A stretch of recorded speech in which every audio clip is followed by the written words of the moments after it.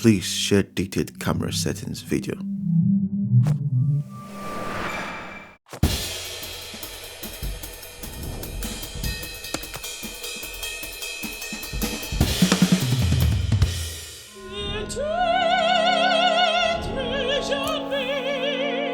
Okay, here's the thing about camera settings. Everyone wants the list, the numbers, the exact menu part so they can copy it and be done. And I get it. It was the same way. But when I actually sat down to make this video, I realized the settings don't mean anything without understanding why they're set that way. So, I'm going to give you every single setting I use on this camera, but I'm also going to tell you what it's actually doing to your image so you can make your own decisions instead of just copying mine. First things first.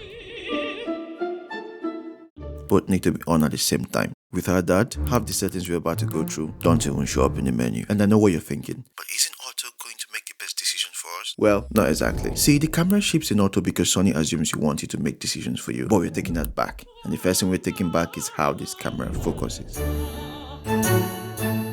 You go into the toolbox, the yellow tab, tap into touch operation, make sure it's set to on, then go into touch panel settings. Find touch function in shooting and set it to touch tracking. Now you tap anything on the screen and the camera locks onto it and follows. For a solo creator, that alone is worth the camera. But how it follows matters more than that it follows. If your footage looks jittery, your autofocus transition is too high. I keep mine low, 1 or 2, and the trick I use constantly. For a natural rack focus, set transition speed to 2 or 3, then tap between subjects. The camera doesn't snap, it drifts. The drift is what makes it look intentional, but how dramatic it looks depends on how much of the frame is in focus, which comes down to it controls depth of field. Wide melts the background away, narrow keeps more of it sharp. I live between f2.8 and f4, enough separation to feel cinematic without fighting focus all day. And aperture controls light too. So in bright zone at f2, you're reaching for an ND filter, not closing down. Shorter. This one's going to sound obsessive, and I accept that. If you're shooting at 24 frames per second, which you should be for most narrative or cinematic work, the 180-degree shutter rule says your shutter speed should be exactly double your frame rate. That's 148. But the A6700 out of the box doesn't offer 148. It jumps from 140 to 150. And 150 is close, and most people would never notice the difference, but it doesn't feel quite right. The motion blur is slightly different. It's the kind of thing that doesn't ruin a shot, but keeps it from feeling exactly the way it should, if you know what I'm talking about. But there's a fix, and it's buried. Under the third tab, number 5, there's a setting called shutter silent with an anti-flicker option. When you turn it on, the camera unlocks precise shutter speed increments. Suddenly, 148 is available. It's a setting designed to eliminate flicker from artificial lighting, but the side effect is that you get exact shutter control. For 24 frames, you dial in 148. For 30 frames, 160. Exact doubles. And the next one is something people agonize over way more than they need to.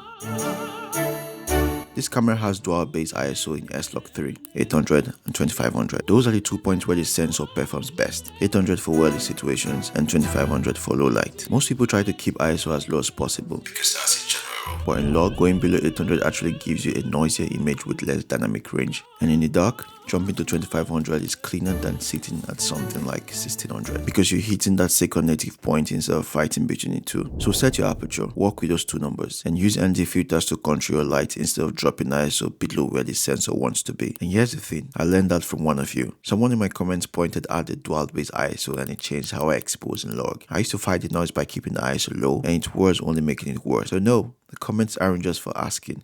I'm reading them. Sometimes you teach me. If there is a part of my process you want broken down next, drop it below. We'll get into what S-Log 3 actually does next. For now, just remember, 800 and 2500 are the numbers that matter. Log. On this camera, you go into the third tab, turn log shooting on, and set it to S-Gamma 3 Cine with S-Log 3. Out of the camera, it looks flat, grey, kind of broken, but that flatness is the point. It's holding on to every bit of highlight and shadow detail that would otherwise clip. Maximum dynamic range at the cost of a pretty preview. And here's what most people miss. The A6700 lets you load the lot and preview the final graded look right on the screen, while it still records the flat log underneath. You put the lot file on your SD card in the right folder, then go to the color tone tab, manage user lot, and import it. I use Sony's S-Log 3 to Rec 709 lot for a clean, accurate preview. There's also an option to embed the lot directly into the footage, meaning the file you import into your editor already has it baked in. I keep that off. You should too. I want my files to stay pure log so I have full control in post. The preview is just a window. It shows me what's coming without locking me into anything. So none of this is a secret. It's not a hack. It's just the result of enough time with this camera to stop letting it run on autopilot. So to the guy who kept asking, there it is. Every setting I use. But the numbers were never really the point. The reason I make this is the part that can't be copied. You ask, I answer, and sometimes you teach me back. That's the whole thing. So keep them coming. Tell me what to break down next or the thing you know that I don't. And if you made it this far, you're the kind of person I'm making this for. Subscribe if you want to stick around. Now go make something.